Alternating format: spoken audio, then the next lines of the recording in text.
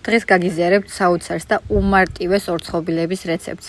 თუ საინტერესო იქნება ვიდეო, არ დაგავიწყოთ გაზიარება. წინასწარ მადლობა. ახლა შეინახე ვიდეო, რო არ დაგეკარგოთ და დავიწყოთ. როგორც თავში ვთქვი, არის უმარტივესი, თან ძალიან სწრაფად მოსამზადებელი. დაგჭირდება 200 გრამი ოთახის ტემპერატურის კარაქი, 70 ან 80 გრამი შაქრის პუდრა, კარგად ავთქვიფოთ.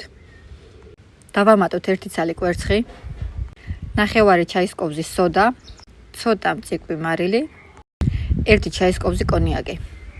სულ ბოლოს კი დავამატებ 300 გრამ ფქვილს. კარგად აურევ.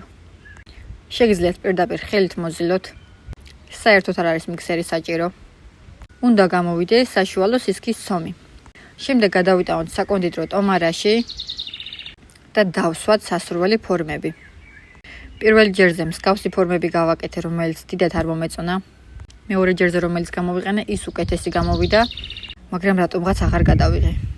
კარგი მოკლედ სველი თითით გავუკეთოთ, ცოტა ჩაღმავება.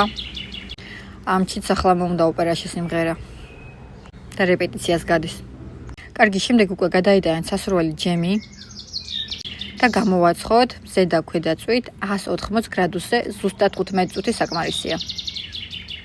დილით სანამ ოჯახში გაიღვიძეს, უწევთ მოვამზადეთ ჩაიზე მისაყოლებელი ძალიან გემრიელი ფხვიერი ორცხობილები. დამიჯერეთ, მართლა ძალიან გემრიელია. მე გაჩვენეთ თბილი როგორია.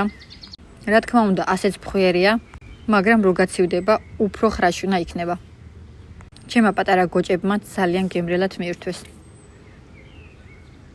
კარგი, მოკლედ სულ ეგ იყო. ახლა წავედი, წარმატებული დღე ყველას.